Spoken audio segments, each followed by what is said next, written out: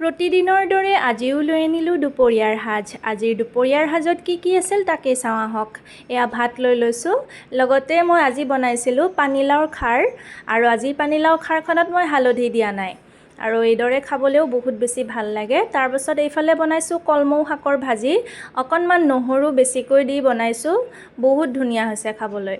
তাৰপাছত এয়া লৈ ল'লোঁ চালাড, আৰু এই চালাডৰ যিটো তিয়হ লৈছোঁ, তিয়হখিনি হৈছে চাইনিজ তিয়হ, তো সেইকাৰণে বাকলি নুগুচালেও হৈ যায়, একেবাৰে পাতল।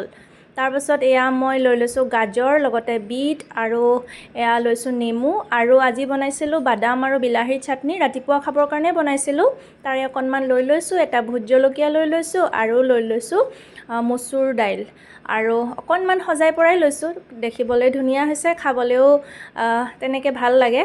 তাৰপাছত অকণমান পিঁয়াজ এইদৰে দালিত কাটি লৈছোঁ, আৰু এইদৰে দুপৰীয়াৰ সাজটো সজাই পৰাই তুলিলোঁ। আৰু যেতিয়া ধুনীয়াকৈ সজাই পৰাই তোলা যায়, কমকৈ বস্তু বনালেও কিন্তু দেখিবলৈ ধুনীয়া হয় আৰু খাবলৈও ভাল লাগে। তো আজিৰ দুপৰীয়াৰ সাজৰ আপোনালোকৰ ভিডিঅ'টো কেনেকুৱা লাগিছে জনাবলৈ নাপাহৰিব।